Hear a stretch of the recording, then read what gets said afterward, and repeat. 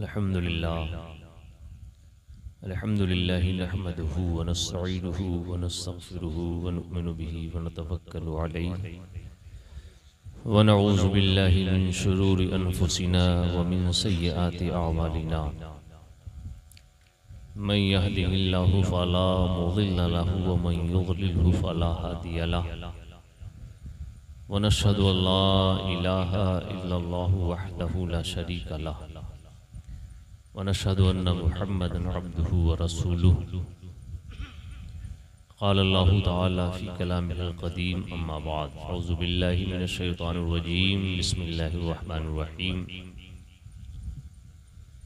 लक़द मन्नल्लाहु अलल मुअमिनीना इज़ बअस फ़ीहिम रसूला सदक़ल्लाहु मौलाना अज़ीम व सदक़ रसूलुहुन नबियुल अमीनुल मतीनुल करीम व नहनु अला ज़ालिका लमिनश शाहिदीन व शाकिरीन वल्हम्दुलिल्लाहि रब्बिल आलमीन। आइए हम और आप इंतहाई खुलूस व मोहब्बत के साथ सरवरे कायनात फ़ख्र मौजूदात इमामुल अंबिया शफ़ीउल मुज़निबीन रहमतुल लिल आलमीन ताहा व यासीन जाने आलमीन मुरादुल मुश्ताक़ीन शम्सुल आरिफ़ीन सय्यदुल कौनैन नासिकुल मिल्लतैन जनाब अहमद मुज्तबा मुहम्मद मुस्तफ़ा सल्लल्लाहु ताला अलैहि वसल्लम की बारगाह बेकसपनाह में जी लगाकर हदिये दुरूद पेश कर लें। अल्लाहुम्मा सल्लि अला सय्यिदिना मौलाना मुहम्मदिन बारिक वसल्लिम सल्लल्लाहु व सल्लम अलैका या रसूलल्लाह सल्लल्लाहु ताला अलैहि वसल्लम। नबी आले नबी अस्हाब नबी पर एक बार और पढ़ लें। अल्लाहुम्मा सल्लि अला सय्यिदिना मौलाना मुहम्मदिन बिल क़ुलूबि व दवाइहा व आफ़ियतिल अब्दानि व शिफ़ाइहा व नूरिल अब्सारि व ज़ियाइहा व अला आलिहि व सहबिहि व बारिक वसल्लिम दाइमन अबदा। बैठ जाओ, अभी पढ़ लेंगे, अभी पढ़ लेंगे। वैसे भी बहुत देर से आप लोग नाती तो सुन रहे थे। जब जब बुलाते हो नाती तो सुनते हो। आज तकरीर के लिए आया हूँ, तकरीर सुन रहा हूँ। पढ़ दूंगा इंशाअल्लाह, घबराइए नहीं, है ना। ये विलादत रसूल का महीना ही है। इस महीने में तो जो सही माने में मोमिन है, जो अल्लाह उसके रसूल से सच्ची अकीदत रखता है, वो तो रसूल अल्लाह की नात पढ़ता ही है। हम जब पूरा साल हुजूर की नात पढ़ते हैं तो जिस महीने में हुजूर पैदा हुए उसमें न पढ़ेंगे, उसमें तो और ज्यादा पढ़ेंगे, है ना। भले आवाज मोटी है तो क्या से, दिल तो हमारा जवान है। और हुजूर के इश्क में इंसान बूढ़ा हो जाता है, फिर भी उसका दिल इश्क रसूल में जवान ही होता है। सुभान अल्लाह। ये हजरत की एग्जाम्पल के तौर पे मैं अलामत दे रहा हूँ। दाढ़ी के बाल सफेद हो गए, उम्र हो चुकी है, बूढ़ों में शुमार हो रहा, मगर इनका दिल रसूलुल्लाह के इश्क में जवान है, तभी तो बैठे हुए हैं। सुभान अल्लाह। तो जो दिल इश्क रसूल में मचलता है वो कभी बूढ़ा नहीं होता है। सुभान अल्लाह। हजरत बिलाल इब्ने रबाह को ले ले, या सैयदना सलमान फारसी को ले ले, या अबू ज़र ग़िफ़ारी को ले ले, या साद इब्ने अबी वक़ास को ले ले, या सुहैब रूमी अय्यूब अंसारी को ले ले। ये जितने सहाबा हैं, जवानी में जो रसूलुल्लाह के इश्क की मिसाल पेश किया है, वो तो जवानी में किया है, बुढ़ापे में भी रसूलुल्लाह के इश्क की ऐसी मिसाल पेश किया है कि दुनिया उसका जवाब नहीं ला सकती। और अल्हम्दुलिल्लाह हम लोगों का नसीबा तो इतना बुलंद है कि अल्लाह अज़्ज़ व जल ने हमें इमाम दिया तो इमाम अहमद रज़ा अता फरमा दिया, जिसने हम लोगों के इश्क को और जवान कर दिया, है ना। हम लोग रसूलुल्लाह की मीलाद मनाते हैं, वो और है जो नहीं मनाते, मनाते भी नहीं और दूसरों से कहते हैं न मनाओ, है ना। वो कहते रहे मगर हम आशिक़ रसूल हैं, जब जब महीना पाएंगे तब तब रसूलुल्लाह की मीलाद करेंगे। हम नहीं रहेंगे, हमारी नस्ल करेगी, हमारी नस्ल नहीं रहेगी तो उसकी नस्ल करेगी, उसकी नस्ल नहीं रहेगी तो उसकी नस्ल करेगी इंशाअल्लाह अज़ीज़। क्योंकि ये हमने मिशन नहीं, ये तो हमारे इमाम ने 105 साल पहले ही दे दिया था। 105 साल और 1-2 साल नहीं, 4-5 साल नहीं, 100-2 साल नहीं, क़यामत तक हम रसूलुल्लाह के मीलाद का चर्चा करते रहेंगे। आला हज़रत ने बरेली से एक शेर देकर उम्मत पर बड़ा एहसान किया है। वो शेर बोलो तो पढ़ दूं क्या शेर आला हज़रत ने कहा था? वो शेर आला हज़रत ने कहा था,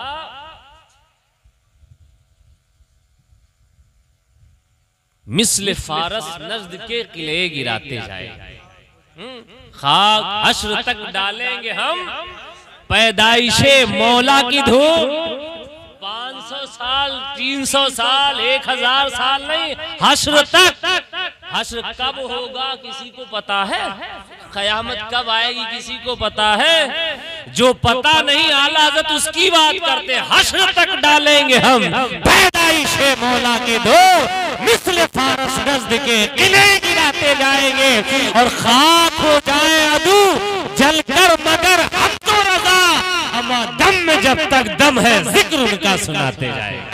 तकबीर, नारे रिसालत, मसलके आला हज़रत, इश्क मोहब्बत, इश्क मोहब्बत, प्यार मोहब्बत, प्यार मोहब्बत। बहुत पहले हम आशिकों को ये पैगाम दिया है और अल्हम्दुलिल्लाह हम आशिक़ रसूल हैं। दुआ करते अल्लाह हमें भी आशिक बनाए, हमारे बाद हमारी औलाद को भी आशिक़ रसूल बनाए, है ना। और हम तो अपने हर नमाज में अल्लाह से एक और दुआ करते हैं, अल्लाह हमारी ज़ुर्रियत को, जो हमारी नस्ल से हमारी औलाद चले, हम हर नमाज के बाद बिला नागा रब से दुआ करते हैं, अल्लाह जिस तरह तूने हमें सुन्नी बनाया है, हमारी आने वाली ज़ुर्रियत को भी ता क़यामे क़यामत मसलके अहले रज़ा पर कायम फरमा, है ना। उनके दिलों में भी रसूलुल्लाह का इश्क पैदा फरमा, क्योंकि इश्क ही वो अनमोल दौलत है जो कब्र में मुस्तफ़ा की मोहब्बत दिलाएगी और हश्र में उठेंगे तो मुस्तफ़ा के जरिए अल्लाह की जन्नत दिलाएगी। यही इश्क है। और अगर इश्क से दिल खाली हो गया तो मियाकुल करते रहो, कोई फर्क पड़ने वाला नहीं। इब्लीस ने भी बहुत कुछ किया था, 6 करोड़ बरस तक किया था, नहीं किया था। मौला साहब लोगों से सुना, अल्हम्दुलिल्लाह आपके मोहल्ले में, आपके इलाके में एक नहीं, 2 नहीं, 3 मौलाना, एक मौलाना साजिद रजा साहब और एक मौलाना मुफ्ती राशिद रजा साहब और एक मौलाना मंजूर साहब। ये 3 मौलाना साहब हैं। जब ज़रूरत हो तो आप इनसे पूछ लें मसला, कहीं जाना भी ना पड़ेगा, राह चलते आप इन्हें पकड़ के पूछ सकते हो, वहां सा ही बताओ ये कैसे मसला। अगर कोई कंफ्यूज कर रहा है आपको, आप रुजू कर लीजिए इंशाअल्लाह अज़ीज़। जैसे मैं दूध का दूध, पानी का पानी करता हूं, वैसे ये भी करते हैं, है ना। तो सबसे पहले अपने दिल में रसूलुल्लाह का सही इश्क पैदा करें। और सही इश्क की, सच्चे इश्क की निशानी ये है कि जब मीलाद रसूल में बैठे ना तो अदब का बड़ा ख्याल करें, है ना। क्योंकि बेअदब न अल्लाह को पसंद है न रसूलुल्लाह को पसंद है। भले आप अपनी ज़बान से कहें हम आशिक़ रसूल हैं, आशिक़ रसूल हैं, लेकिन अल्लाह की महफिल में बैठकर अगर आप सुभान अल्लाह कहने में बेअदबी कर रहे हैं, हंस हंस के मजाक के तौर पे आप कह रहे हैं, तो यकीन जानो सवाब तो दूर की बात है ना, सिवाय गुनाह के और कुछ नहीं पाओगे आप।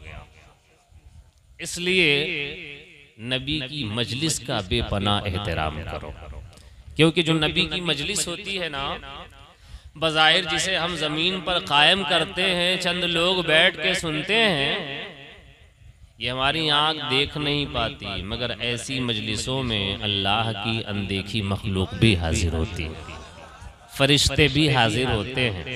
हमारा सारा अमल, सारा किया धरा, सारे करतूत ये फरिश्ते रब के हुजूर ले जाके पेश कर देते हैं। इसलिए महफिल रसूल में बैठे, महफिल खुदा में बैठे तो अदब का लिहाज कर। हम जिस नबी की बात करने जा रहे हैं, उसी नबी के घर का एक शहजादा हमारे स्टेज पर जलवा कर है, सैयद बिलाल अशरफ साहब, अल्लाह इन्हें अच्छा रखे, सलामत रखे। कहीं मिलाद शरीफ में जाना होता है तो गाड़ी वक्फ किए रहते हैं, कहीं जाना हो ले जाए गाड़ी।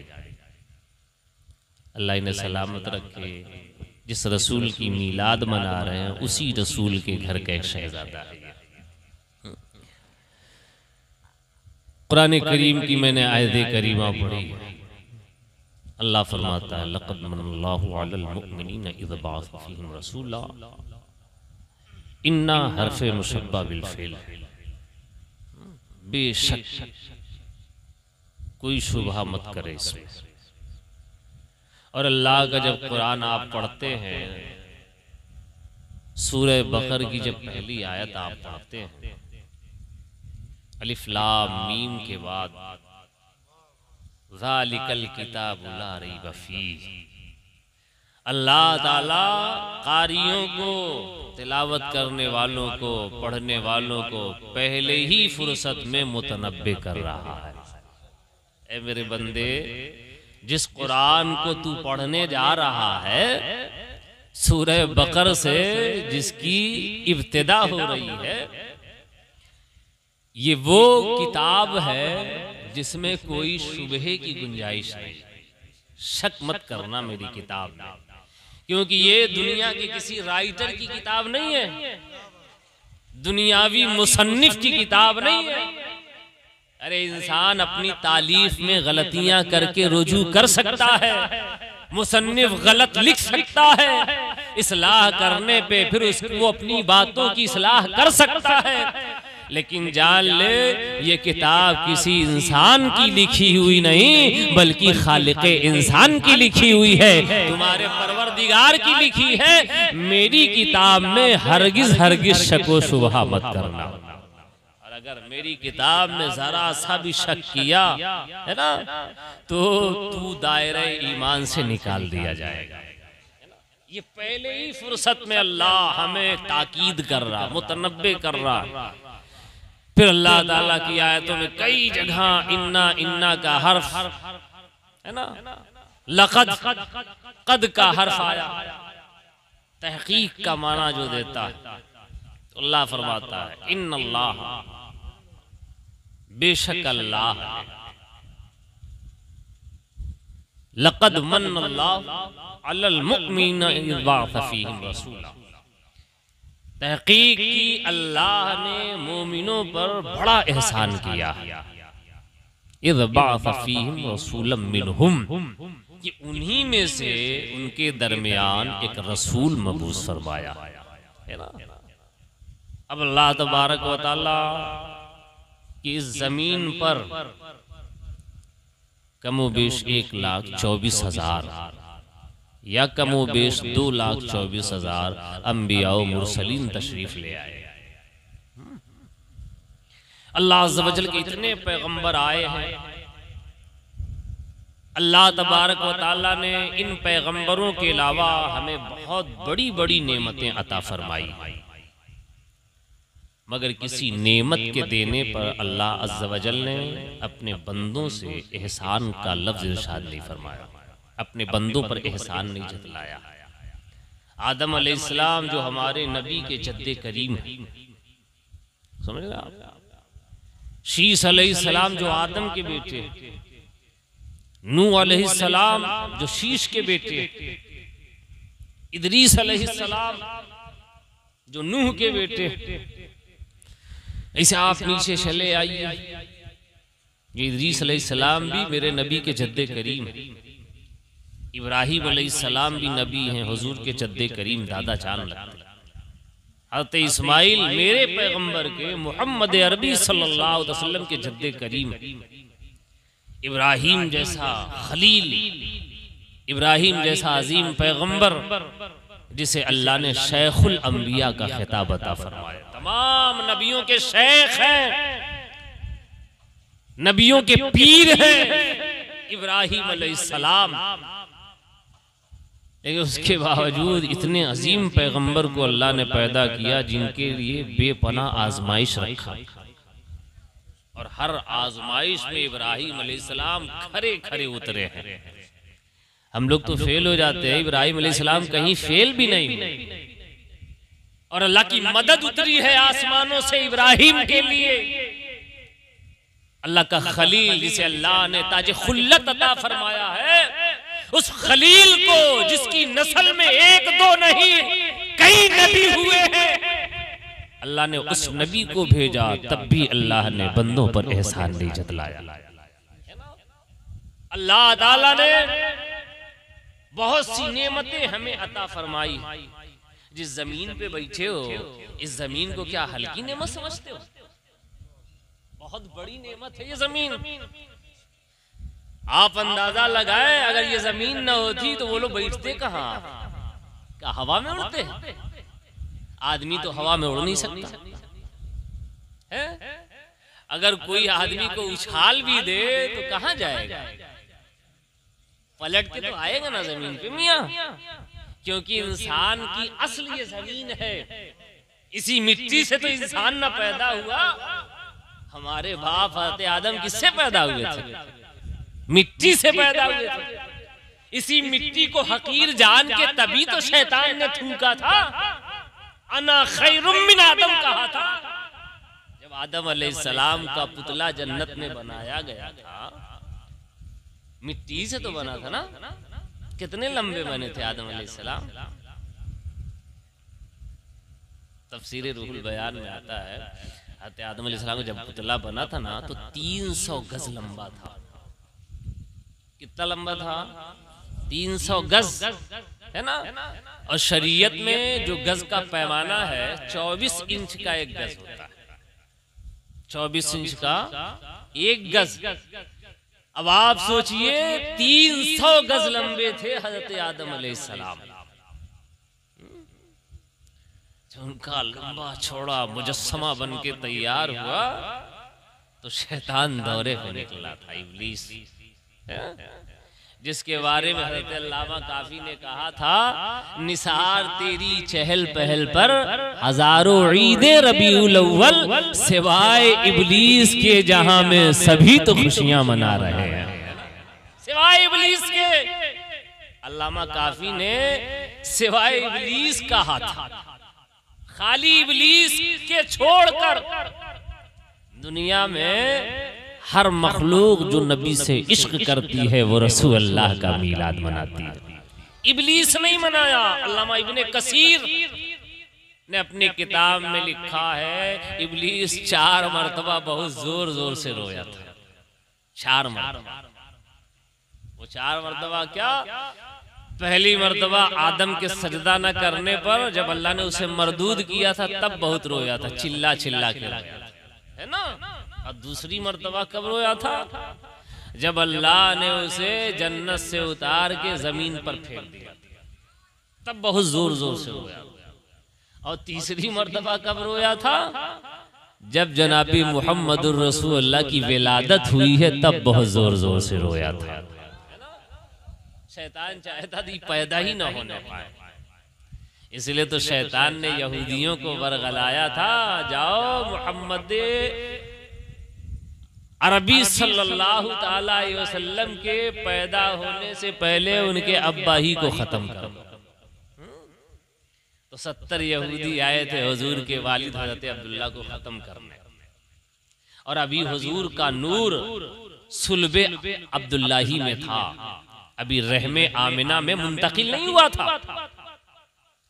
हजरत अब्दुल्ला ऊंट चरा रहे हैं जंगल में, 70 यहूदी आन पड़े कि अब्दुल्ला को खत्म कर देंगे तो नूर खुद ब खुद खत्म हो जाएगा, क्योंकि नस्ल बाप ही से चलती है, बाप नहीं रहेगा तो औरत हामिला न हो पाएगी। अब्दुल्ला को खत्म कर दे तो मोहम्मद का नूर खत्म हो जाएगा। लेकिन उन यहूदियों को पता न था कि जिसको अल्लाह बचाना चाहे दुनिया इकट्ठी हो जाए फिर भी वो उसको मिटा नहीं सकता। अल्लाहू अकबर। ये यहूदी गए थे अब्दुल्ला को कत्ल करने, गैब से फरिश्तों की जमात आई, 70 यहूदियों का खात्मा करके रख दिया। अल्लाह ने अब्दुल्ला को भी बचा लिया, नूरे मुहम्मदुर रसूलुल्लाह को भी बचा लिया, है ना। तो ये इब्लीस बहुत रोया जब हुजूर पैदा हुए, और चौथी मर्तबा कब रोया था, जब कुरान करीम में सूरह फातिहा का नुज़ूल हुआ था। यही सूरह फातिहा जो कुरान के शुरू अल्हम्दुलिल्लाहि रब्बिल आलमीन आप वलद्दालीन तक जो पढ़ते हो, जब ये सूरत उतरी थी तब शैतान बहुत जोर जोर से रोया था, है ना। ये 4 मौके में बहुत रोया था। जब इब्लीस ने हज़रत आदम अलैहिस्सलाम का देखा इतना लंबा चौड़ा मुजस्समा, तो इब्लीस हैरत में पड़ गया, रब से पूछता है अल्लाह ये है कौन? अरे फरिश्तों को तो मैं जानता हूँ, वो नूर से बने हैं, मैं अपने को आप पहचानता हूँ, मैं आग से बना हूँ, ये तीसरी कौन है मखलूक जिसे तूने खमीर मिट्टी से बनाया? सबने कहा नहीं पहचानते। कहा पहचानता तो पूछता क्यों, बता दी है कौन? तो रब ने कहा इन्नी जाइलुन फिल अर्द खलीफा, है ना, ये आदम है और इन्हें मैं जमीन पर अपना खलीफा बनाने वाला हूं। इन्हीं से नस्ल इंसानी का वजूद होगा, इन्हीं से आदम के बेटे पैदा होंगे, इन्हीं में नबी अंबिया की जमात पैदा होगी, रसूल इन्हीं में उतरेंगे। जिन्नातों में कोई रसूल नहीं होगा, जिन्नातों में कोई नबी नहीं होगा। जितने नबी होंगे, जितने रसूल होंगे, वो सब के सब आदम के बेटों में पैदा किए जाएंगे। अल्लाह अकबर। ये शैतान खिसिया गया, इसको ये बुरा लगा, अरे मैं तो इतनी इबादत कर रहा हूं अल्लाह की, फरिश्तों को पढ़ाता हूं ना, ईगो आ गया, घमंड आ गया। तो देखो ईगो इतनी बुरी बला है कि 600 करोड़ बरस अल्लाह का सजदा करने वाला एक ईगो की वजह से मरदूदे बारगाह बना दिया गया, एक घमंड की वजह से खत्म कर दिया गया, वजूद मिटा दिया गया उसका जन्नत से। घमंड बहुत बुरी बला। कुरान खुद कहता वला तमशी फिल अर्द मरहा, जमीन पे अकड़ के मत चलो। अल्लाह ने तुम्हें ताकत दिया है ना, तो झुक के चलो, क्योंकि जिस दरख्त में जितना ज्यादा फल होता है ना, उसकी टहनियां उतनी ही झुकी हुई होती हैं, है ना। और जिसमें कोई फल नहीं होता ना, वो अकड़ा हुआ होता है, और ऐसे अकड़े दरख्त को हवाएं बड़ी जल्दी जमीन बोस कर देती है ना।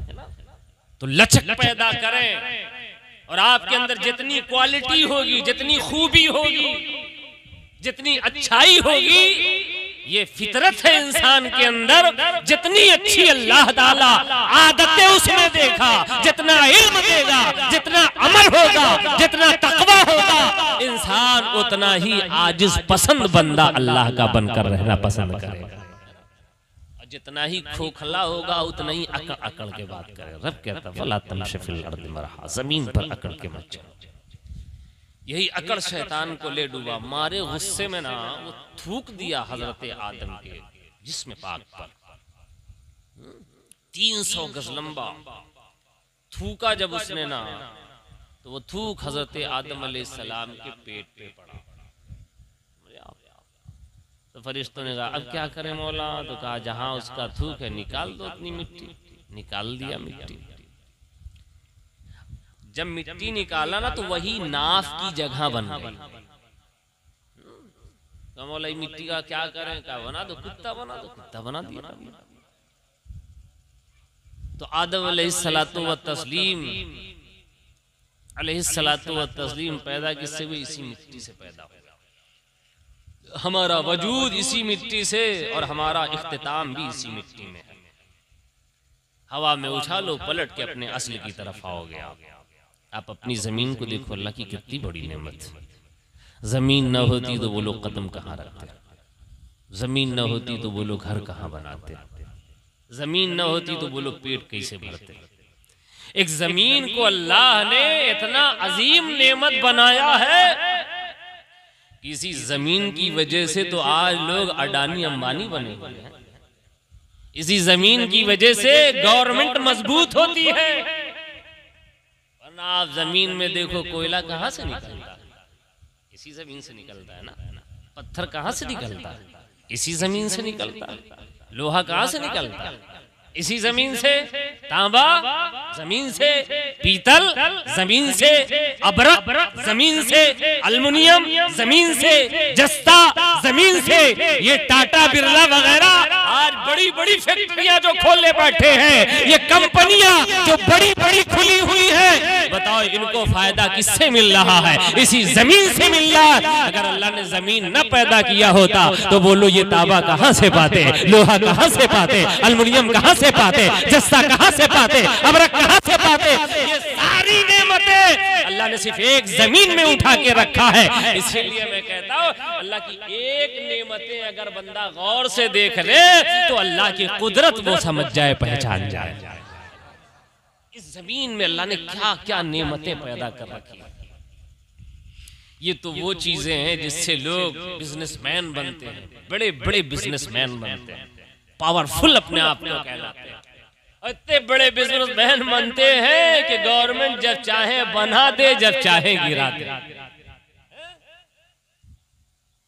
आप दूसरे रुख से देखो, दूसरे पहलू से देखो। आप तो हम जो खाना खाते हैं, जितने गल्ले हैं, गेहूं है, चावल है, दाल में कितनी वैरायटी, कितनी क्वालिटी है।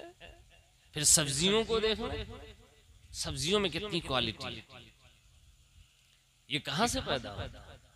इसी जमीन से ना। हम जितने फ्रूट्स इस्तेमाल करते हैं, चाहे वो सूखे फ्रूट्स हो, चाहे वो भीगे फ्रूट्स हो। तर फ्रूट्स में है सेब है, केला है, अनार वगैरह वगैरह। सूखे फ्रूट्स में काजू है, बादाम, ये सब कहां से पैदा हुआ? इसी जमीन से ना पैदा होते हैं। तो सोचो, अल्लाह ने एक जमीन, सिर्फ एक नेमत की बात कर रहा हूं, अल्लाह ने एक बुनियादी नेमत के अंदर से कितनी बड़ी बड़ी चीजें पैदा कर रखी है। पानी कहां से मिलता है? इसी जमीन से न मिलता है। अगर पानी अल्लाह ताला ने जमीन के अंदर न रखा होता तो वो लोग कहां से पीते हम पानी? बगैर खाए तो थोड़ी देर गुजारा हो सकता है, मगर बोलो बगैर पानी के गुजारा हो सकता है? अभी कोई खा रहा हो, चढ़ गया हो खाना, हिचकी आ रही है तो क्या मांगता आदमी? कोल्ड ड्रिंक, शराब। खाना फंस जाए तो न कोई शराब मांगता है, न कोई कोल्ड ड्रिंक मांगता है। सबसे पहले जबान पे अगर किसी मशरूब का नाम आता तो कहता पानी हमको दीजिए। इतनी अजीम नेमत है ये पानी। अरे जो चीज फ्री में मिलती थी, आज कंपनी वाले उसे भी फिल्टर करके बॉटल में भर के बेच रहे हैं, उससे पैसा कमा रहे हैं। और लोग सोचते हैं ये जो फिल्टर वाला पानी आता है ये बड़ा फायदेमंद है। अब भूल है यार, फायदेमंद ये नुकसानदेह है, समझे आप? क्योंकि पानी में जो जमीन से पानी निकलता है उसमें जितनी एनर्जी है, जमीन से जितनी विटामिन उसमें निकलती है, फिल्टर किए हुए पानी से, ये फिल्टर की वजह से सारे वो विटामिन दूर हो जाते हैं। आपको एकदम हल्का सादा पानी लाके है ना, तो आप ये पानी जो पीते हो ये उतना फायदेमंद थोड़ी ना आपकी बॉडी के लिए। बनारस का एक डॉक्टर जो शुभम हॉस्पिटल है, उसका बड़ा डॉक्टर, वो बता रहा बेवकूफ है लोग जो आरओ का पानी पीते हैं, फिल्टर किया हुआ पानी पीते हैं। काहे बेवकूफ है? साइंस बेवकूफ है जो आरओ मशीन बना दी, फिल्टर पानी कर रही है। कहाँ बेवकूफ है? कहा ये तो जैसे जैसे पैसा आया लोगों को वैसे वैसे नशा चढ़ने लगा, पैसा खर्च करने का, वीआईपी बनने का शौक है ना, तो आरओ लगवा रहे हैं। वरना मेडिकल साइंस के लिहाज से अगर देखा जाए तो जो जमीन से पानी निकलता है ना, वो जमीन की विटामिन लेके निकलता, मिट्टी की विटामिन लेके निकलता है। और जब वो पानी हमारे पेट में जाता है तो आप साइंस में पढ़े होंगे, मिट्टी एक ऐसी चीज है कि मिट्टी पर जब गंदगी गिरती है ना, तो जो जरासीम होते हैं मिट्टी पर आने के बाद जरासीम फौरन मर जाया करते हैं। इसीलिए पहले के लोग मैदान जाते थे, टॉयलेट नहीं होता था, मैदान जाते थे। जनाबे मुहम्मदुर रसूलुल्लाह की तारीख उठा के पढ़े, हुजूर सैयद आलम सल्लल्लाहु अलैहि वसल्लम खुद मैदान तशरीफ ले जाते, और जब हुजूर सैयद आलम सल्लल्लाहु अलैहि वसल्लम रफ़े हाजत के लिए बैठा करते थे तो नबी की शान ये होती थी, जो दरख्त होते थे वो दरख्त लोग जनाबे मुहम्मदुर रसूलुल्लाह को आके छुपा लिया करते थे। हुजूर की बशरियत में हम लोगों की बशरियत में यही फर्क होता है। हम बैठे तो हमारा कोई पर्दा नहीं करता, और मुस्तफा बैठे हैं तो सारे दरख्त आके मुस्तफा का पर्दा कर लिया गया। ये जमीन की क्वालिटी है, वो जरासीम को मार देते हैं। अब ये जो जरासीम मरते हैं मिट्टी की वजह से, अब इसी जमीन से मिट्टी से पानी निकल के आया, तो जब ये पानी हमारे पेट में पहुंचता है तो कुछ बैक्टीरियाज इस पानी की वजह से मरते हैं, जो जमीन से ताजा पानी निकाल के हमने पी लिया। लेकिन हम लोग वीआईपी बनने के चक्कर में कर रहे हैं। डॉक्टर ने कहा न पीजिए वो, मुझे देखिए मैं तो पाइप का पानी पीता हूँ, दिखाया बोतल में रखा है ये पाइप का पानी, मैं यही यूज करता हूँ, है ना। तो आजकल मेडिकल साइंस तरक्की कर रही है, आप जाइए गूगल पे सर्च कीजिए, मिलेगा आपको साहब। पीजीआई का बहुत बड़ा डॉक्टर, आज शौक चल पड़ा है ना घरों में शावर लगवाने का, देखा देखी अंग्रेज लगवा रहे शावर, नहाएंगे। और हमारा मुसलमान भी जो रसूलुल्लाह की सुन्नत को पीठ पीछे फेंक देता है, कैसे गुस्ल करना हुजूर ने उसका तरीका बताया था आज से 1400 साल पहले। मुस्तफ़ा जाने करीम ने क्या गुस्ल का तरीका बताया था? पहले आप 3 बार अपने दोनों हाथों को गट्टों तक अच्छे से धुल डालो, है ना, कुल्ली कर लो 3 बार, खूब हिलाओ पानी को, जड़ों तक पहुंचाओ। फिर उसके बाद आक़ाए करीम सल्लल्लाहु अलैहि वसल्लम ने फरमाया कि बदन में जहां निजासत लगी हो उसको साफ कर लो। और फिर क्या करना, आपको कमर के नीचे से लेके पानी बहाना। देखो इस्लाम का सिस्टम देखो, इस्लाम का नजरिया देखो। आक़ाए करीम ने एक बैग बदन पे पानी नहीं डालने का हुक्म दिया, धीरे धीरे पहले हाथ में तरावट पैदा करो, फिर उसके बाद कमर के नीचे के हिस्से से धुलो, क्योंकि कमर के नीचे के हिस्से में न तुम्हें दिल मिलेगा, न किडनी मिलेगी, न फेफड़ा मिलेगा, न आंत मिलेगी, कुछ नहीं। ये जितने नाजुक नाजुक पार्ट्स हैं ना हमारे जिस्म में, ये सब सीने के ऊपर, सीने के अंदर, हमारे लीवर के ऊपर। आक़ाए करीम ने पहले भिगोने का हुक्म किसे दिया? हाथ धुलो, मजमजा करो, फिर कमर से नीचे धुल लो। अब जब धुल ली हो ना तो मुस्तफ़ा जाने करीम फरमाते हैं फिर नमाज जैसा वजू करो। अब नमाज जैसा वजू करोगे तो कुल्ली करोगे, नाक में पानी डालोगे, फिर चेहरे पे पानी डालोगे, फिर दोनों हाथ यहाँ के उंगलियों समेत धुलोगे, फिर मसा करोगे, सर में मसा के जरिए तरावट पहुंचेगी, फिर भीगे हाथ से गर्दन का यूं मसा करोगे तो गर्दन की रगों पर तरावट ठंडक मिलेगी। और फिर जब आप वजू कर लिए हो, अब धीरे धीरे पानी डालो, क्योंकि जिस्म बिल्कुल बॉडी गर्म होती है, अंदर सब कुछ गर्म रहता है, दिल गर्म, किडनी गर्म, पूरे सिस्टम गर्म है अंदर। एक बैग ठंडा डालोगे तो नुकसान करेगा, जैसे आप गरम तवे पर एक बैग आप पानी डाल दो तो जल के खत्म हो जाएगा। आकाए करीम सैयद आलम सल्लल्लाहु अलैहि वसल्लम आज जो साइंस तरक्की की है, मुस्तफा जाने करीम ने लफ्ज़े साइंस नहीं कहा था, मगर साइंस वाला सारा काम करके मुस्तफा जाने रहमत ने 1400 साल पहले बता दिया। आज जब साइंस ने उसी पर रिसर्च करना शुरू किया तो पीजीआई के डॉक्टर ने बताया कैसे नहाना है, उसने भी वही तरीका बताया जो तरीका आमिना के बेटे ने बताया था, जो तरीका मुस्तफा जाने करीम ने बताया था, वही तरीका उस पीजीआई के बड़े डॉक्टर ने बताया। उसने कहा ये जो आज ब्रेन हेमरेज के पेशेंट हो रहे हैं उसकी वजह यही है कि लोग धूप से गरम गरम आते हैं और बाथरूम में पहुंचे, कपड़ा उतारा फेंका, पहुंचे शावर चालू किया, सीधे सर पर पानी डालना शुरू। गरम से आए हैं, ठंडा गरम हुआ, बदन ये ब्रेन जो एकदम गरम हुआ था, पसीना निकल रहा था, आया ठंडा पानी डाल लिया, खून जम गया। ब्रेन हमें इसलिए कहा हिंदुस्तान में भी इसके अब अक्सर बेशतर पेशेंट आते हैं ब्रेन हेमरेज का। ऐसे नहाओ कैसे नहाओ मुसलमानों, कुर्बान जाओ जनाबी मुहम्मदुर रसूलुल्लाह पर। अल्लाह ने तुम्हें हुजूर की शक्ल में ऐसी नेमत दिया है कि इस नेमत पर क़यामत तक खुशियां मनाए, तब भी कबा हक़्क़हू रसूलुल्लाह की मीलाद पर हम खुशी का इजहार नहीं कर सकते। अल्लाह ताला ने बहुत बड़ी नेमत हमें अता फरमाई। ये जमीन अल्लाह की बहुत बड़ी नेमत। कितनी अशिया इसी जमीन से, बड़े बड़े आढ़ती लोग, सब्जी के आढ़त वाले इसी जमीन से पैसा कमाए। इसी जमीन ने न जाने कितने लोगों को अमीर कबीर बनाया है, मगर अल्लाह ताला ने पूरे कुरान में जमीन के देने पर एहसान का लफ्ज इरशाद नहीं फरमाया है ना। एक नेमत हवा है ना, हवा बोलो अगर हवा न रहे तो कोई जिंदा रह सकता है? हदीस पाक में आता है, आका करीम फरमाते हैं अगर अल्लाह ताला ने दुनिया पैदा करने के बाद दुनिया में हवा पैदा न किया होता ना तो पूरी दुनिया बदबू से भर जाती, पूरी दुनिया बदबू से भर जाती, फिर लोगों का जीना दूभर हो जाता। मैं एग्जाम्पल के तौर पे आप करके देख लो ना, यकीन हो,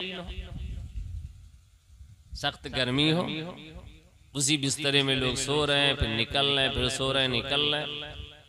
अब किसी को कहीं जाना हुआ, ताला लॉक किया, रूम बंद किया, खिड़की बंद किया, निकल गया, 2 दिन के बाद लौट के आए, है ना।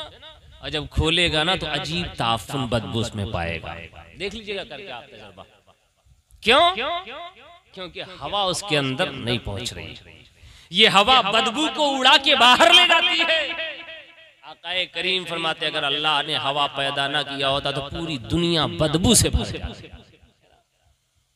एक फायदा तो ये अल्लाह ने बदबू से बचाया दुनिया को, और दूसरा फायदा ये कि अल्लाह ताला ने इसी हवा को लोगों की जिंदगी का दारो मदार बना दिया है। अगर ऑक्सीजन ना मिले तो जिंदा रहोगे? अभी कोरोना काल में देखो कितने लोग मरे हैं मियाँ, ऑक्सीजन ना मिलने की वजह से। कितने लोग तो डर के मारे सोच सोच के मर गए। अरे हॉस्पिटलों में ऑक्सीजन नहीं मिल रहे हैं, अगर हमें कुछ हो गया तो कैसे ऑक्सीजन मिल पाएगा? कितना तो सोच के मर गए। कितने लोग ऑक्सीजन न मिलने की वजह से मर गए। तो सोचो ये दुनिया का डॉक्टर जो बड़े बड़े हॉस्पिटल खोल के बैठे हैं, हमें ऑक्सीजन की जरूरत होती है, इनके यहाँ बेड रेस्ट पे जो हम जाते हैं, अगर 1 हफ्ता ऑक्सीजन दिया, 1 दिन ऑक्सीजन दिया, डिस्चार्ज किया, जैसे ही डिस्चार्ज करता है, डिस्चार्ज करने से पहले बिल दे दिया करता है। इतनी हमारी ऑक्सीजन इस्तेमाल क्यों, पैसा दो तब जानने देंगे। बोलो होता नहीं होता? वो हमें थोड़ा सा हवा क्या दिया, ऑक्सीजन क्या दिया, पैसा ले रहा है। आप दिल पे हाथ रख के बताओ, ईमान की रोशनी में सोचो, आप 60 साल जिंदा रहते हो, 70 साल जिंदा रहते हो, 80 साल जिंदा रहते हो, पैदा होने से लेके मौत तक अल्लाह तबारक व तआला ने तुम्हें फ्री में ऑक्सीजन दे दिया, कोई एक पैसे का तुमसे मुतालबा नहीं कर रहा। बोलो कितना बड़ा एहसान अल्लाह का। इतनी बड़ी बड़ी नेमतें अल्लाह ने दी है, मगर कहीं एहसान नहीं जतला रहा। अब आप सोच लो, हवा न मिले तो मर जाए हम, ऑक्सीजन न मिले तो मर जाए, और अगर कार्बन डाइऑक्साइड हमारे अंदर से बाहर न निकले मियां तब भी मर जाए। दोनों सूरत में मौत रखी है। अल्लाह का शुक्रिया बंदे को अदा करना। सांस लेता है तब भी अल्लाह का शुक्र अदा करे, सांस बाहर करता है तब भी अल्लाह का शुक्र अदा करे, क्योंकि एक सांस में बंदा दो जिंदगी पाता है। अगर अंदर वाली सांस को अल्लाह अंदर ही रोक दे तब भी मरेगा, बाहर वाली सांस को बाहर रोक दे तब भी मरेगा। मालूम हुआ हमारी एक सांस पर अल्लाह अज़्ज़ा वजल ने हमारे लिए दो जिंदगी उठा के रख दिया। नमाज नहीं पढ़ते, फिर भी हम अल्लाह का खा के अकड़ते हैं, फिर भी अल्लाह ही का पी के हम उसकी मस्जिद को गैर आबाद करते हैं। अभी मौला साहब ने बताया था, गैर कमेंट करता है, ये सुन्नी नमाज नहीं पढ़ते हैं, खाली मिलादे करने के चक्कर में रहते हैं। अमा ऐसा काम न करो, आप वो करो कि जब मौका आएगा रसूल अल्लाह की मीलाद भी मनाएंगे, जब वक्त आएगा तो पांचों वक्त की नमाज पढ़कर अल्लाह को राजी भी करेंगे। ये आप मिशन कायम कीजिए अपने मुआशरे में, मोहल्ले में। अल्लाह ने किसी नेमत पर एहसान न जतलाया मगर जब जनाबी मोहम्मदुर रसूलुल्लाह को भेजना हुआ तो अल्लाह कह रहा यकीनन तहकीक कोई शुबहा नहीं है, बेशक हमने मोमिनों पर बहुत बड़ा एहसान किया है कि उन्हीं में से हमने अपना प्यारा रसूल अता फरमा दिया। अब अल्लाह के नबी को हमने पा लिया है तो हमारे भी कुछ फराइज है कि हम रसूल कायनात को पाए हैं तो हुजूर को माने। और मानने का ये मतलब नहीं है कि खाली रबीउल शरीफ का मौका आया तो हमने झंडी लगा ली, गलियों को सजा लिया, रोड को सजा लिया, पैसा खर्च कर लिया। सिर्फ इसी का नाम इश्क़ रसूल नहीं है। इश्क़ रसूल तो सही मानों में उसे कहते हैं कि सजावट के साथ साथ अल्लाह की इबादतों से हम और आप अपने दिलों को भी सजा ले, है ना। इश्क़ रसूल से जैसे सजाए हो, नमाज से भी अपने दिलों को सजा लो, रोजे से भी सजा लो। ज़कात का मौसम आए अल्लाह की राह में ज़कात देकर उससे अपने दिल को सजा लो। अल्लाह ने बैलेंस दिया है, जाओ अल्लाह के काबा का चक्कर लगाओ, गुंबदे खजरा देखाओ, मंजारा कबरी वजबत लहू शफाती के मिस्ताक बन के आ जाओ। अल्लाहू अकबर, ये चीजें करोगे तब सही मानों में आप सच्चे मुसलमान कहलाओ, तभी मुस्तफ़ा जाने रहमत की बारगाह में आप मकबूल होगे। वरना आप रसूलुल्लाह की मीलाद मनाओ, नमाज छोड़े रहो तो आप सोचोगे कि हुजूर हमसे खुश हो जाएंगे। नहीं, हुजूर खुश नहीं होंगे, क्योंकि अल्लाह के नबी को जो सबसे ज्यादा चीज पसंद थी ना, वो अल्लाह के आगे सर झुकाना पसंद था, सजदा करना पसंद था। आपने नहीं सुना जनाबी मोहम्मदुर रसूलुल्लाह ने अभी ऐलान नबूवत नहीं किया, अभी आमिना के यहाँ तशरीफ ला रहे हैं, आमिना के यहाँ तशरीफ ला रहे हैं, अभी पैदा हो रहे हैं, जस्ट अभी पैदा हो रहा है, अभी घंटा 2 घंटा के भी नहीं हुए हुजूर, है ना, 5 मिनट के भी नहीं हुए हुजूर। अभी तक तो हम सुन्नी लोग मीलाद पढ़ते थे ना रसूलुल्लाह की। मीलाद क्या है? हुजूर के पैदाइश का जिक्र करना, यही ना मीलाद है। हुजूर की पैदाइश का जिक्र करना ही मीलाद कहलाता है। हम करते थे तो गैरों की तरफ से फतवेबाजी होती थी, बिदात है, बिदात है ना। लेकिन आज आप जाके देखो, बहुत से लोग जो मौलाना तारिक जमील के फॉलोअर्स हैं उनको देख लो, कल उन्हीं की जमात कहती थी मिलाद पढ़ना बिदात है। हम मोबाइल में गए, देख रहे थे तो वहां तारिक जमील साहब का चेहरा दिख गया मुझे यूट्यूब में, तो उनसे मिलादुन नबी का ओपिनियन लिया जा रहा। आपकी क्या राय है मिलादुन नबी के बारे में? अहले हदीस हैं, अहले हदीस के बड़े मौलाना, दिग्गज मौलाना है, मौलाना तारिक जमील और फूटा नसीब। हमारे सुन्नियों में भी बहुत से लोग उनके फॉलोअर्स हो गए, जवानों में बहुत से लोग जो अपने आप को सुन्नी कहलाते हैं वो भी उसके फॉलोअर्स हो गए। इसलिए आला हज़रत ने कहा, हर किसी को दाढ़ी टोपी वाला देखकर उसके पीछे न दौड़ जाओ, पहले परखो, नहीं समझ में आ रहा तो उलमा से पूछो, वो बताएंगे सही क्या है गलत क्या है। क्योंकि कुछ ऐसी बातें हैं जो कह जाएंगे तुम्हारे सर से बाउंस हो जाएगा, तुम्हें पता नहीं चल पाएगा सही क्या है क्या गलत। तो तारिक जमीली अपनी तकरीर में रसूलुल्लाह की मीलाद पढ़ रहा है। ये जो वाकया ये आपने मौला साहब से भी सुना, यही वाकया वो बयान कर रहे थे। हुजूर अभी 5 मिनट के भी नहीं हुए, आकाए करीम सैयद आलम सल्लल्लाहु अलैहि वसल्लम को पसंद क्या है? अल्लाह के हुजूर सर झुका के सजदा करना।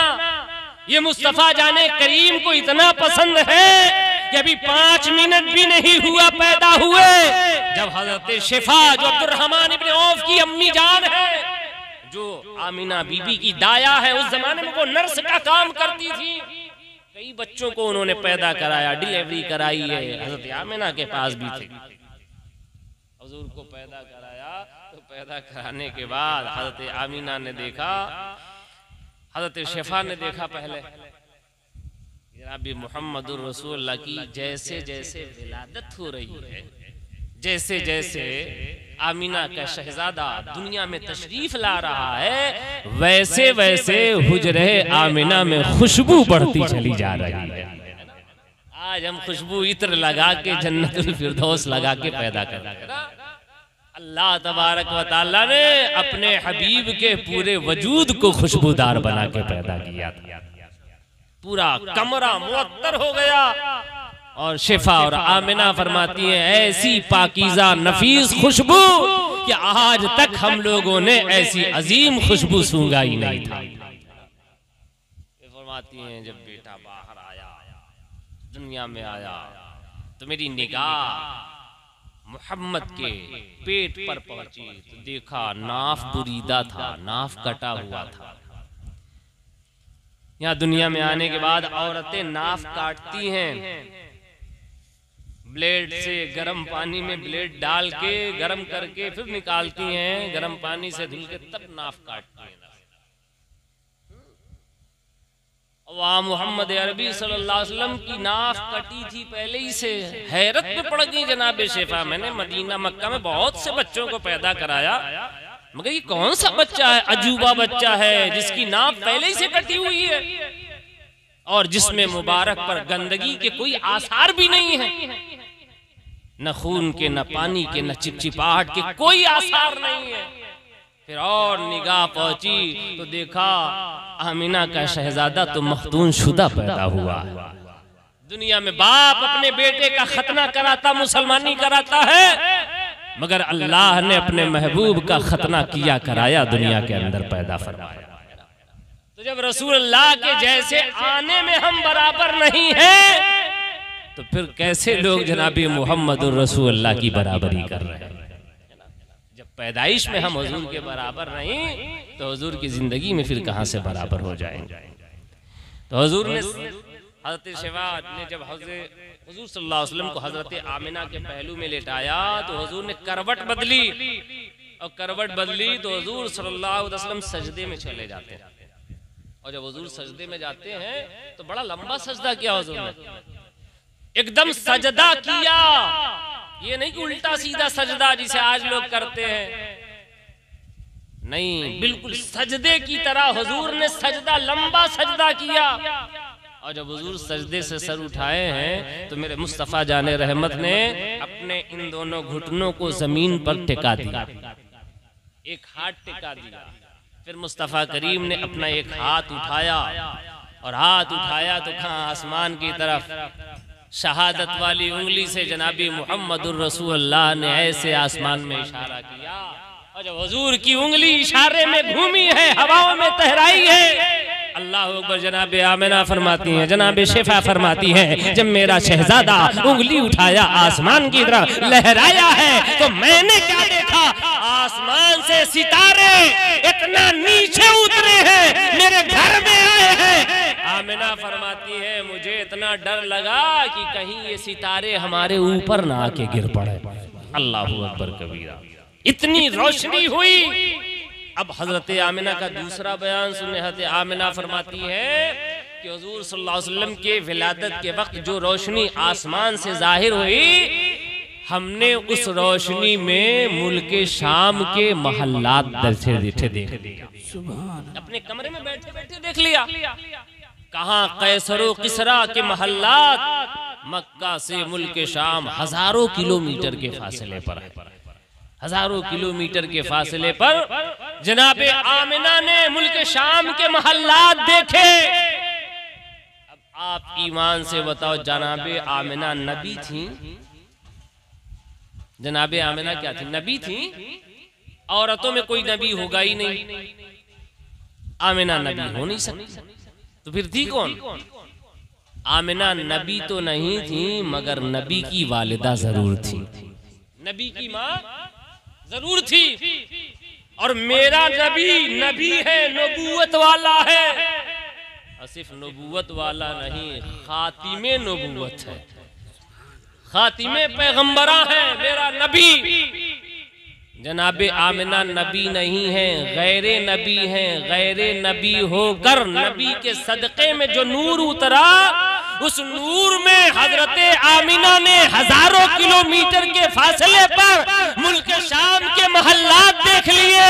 तो अकीदा नोट कीजिए मुसलमानों, जब आमिना गैर नबी होकर मुल्क शाम के महल्लात देख सकती है, तो जो हमारा पैगंबर सरापा नूर है, अगर वो नूर गुंबदे खजरा में बैठकर हम गुलामों को यहाँ देख रहा है, तो इसमें ताज्जुब की बात है, कोई ताज्जुब की बात नहीं। हम मुसलमानों का तो अकीदा है मियाँ, खुद हुजूर फरमाते हैं, पूरी कायनात को ऐसे देखता हूँ जैसे अपने हाथ की हथेली को देख रहा हूँ।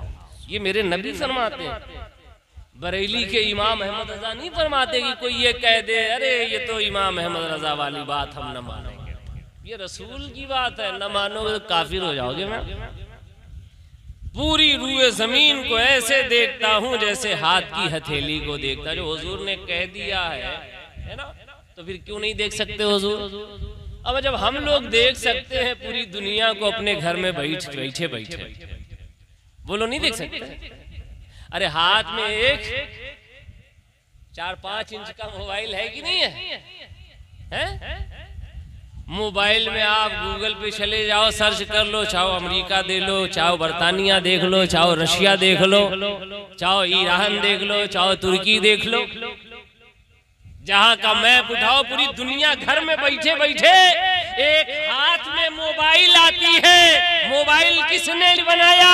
एक गैर मुस्लिम ने बनाया है, जो अल्लाह पर ईमान नहीं लाता, रसूल पर ईमान नहीं लाता। जब उसकी ताकत का ये आलम है कि तुम्हें बैठे बिठाए एक मोबाइल में सारी दुनिया दिखा रहा है, तो सोचो जो परवरदिगार आलम है, क्या वो अपने हबीब को गुंबदे खजरा से पूरी दुनिया नहीं दिखा सकता है?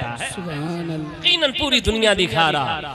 हम यहाँ भैंसोली में बैठकर रसूलुल्लाह की विलादत का जिक्र कर रहे, यकीनन गुंबदे खजरा में आराम फरमाने वाले, गुंबदे खजरा में मकीन रहने वाले जनाबे मुहम्मदुर रसूलुल्लाह हम गुलामों को जरूर मुलाहिजा फरमा रहे हैं।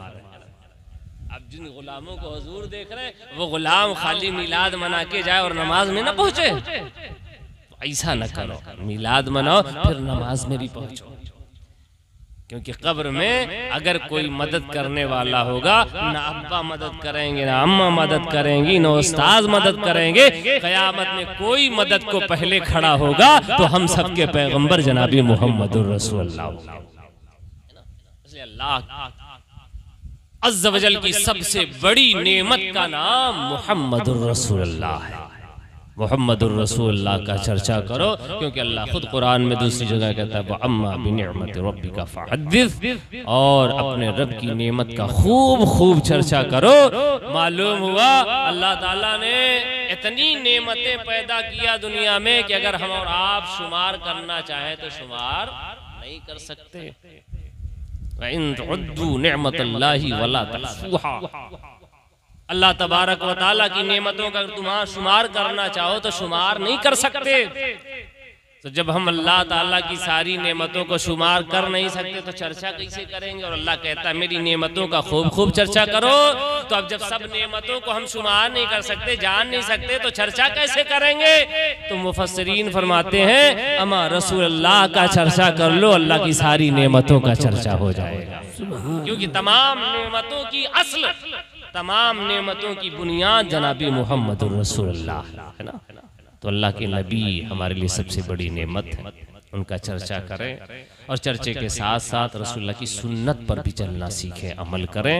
इंशाअल्लाह अज़ीज़ दुनिया भी बेहतर होगी, आखिरत भी बेहतर होगी। कब्र में जाएंगे तो इंशाअल्लाह कब्र भी हमारी बेहतर होगी। अब बच्चे की फरमाइश में 2-3 शेर चलते चलाते हैं आमद रसूल के हवाले से पेश कर रहा हूँ। मोहब्बतों के साथ एक बार दुरूद पाक पढ़ लें। अल्लाहुम्मा सल्ली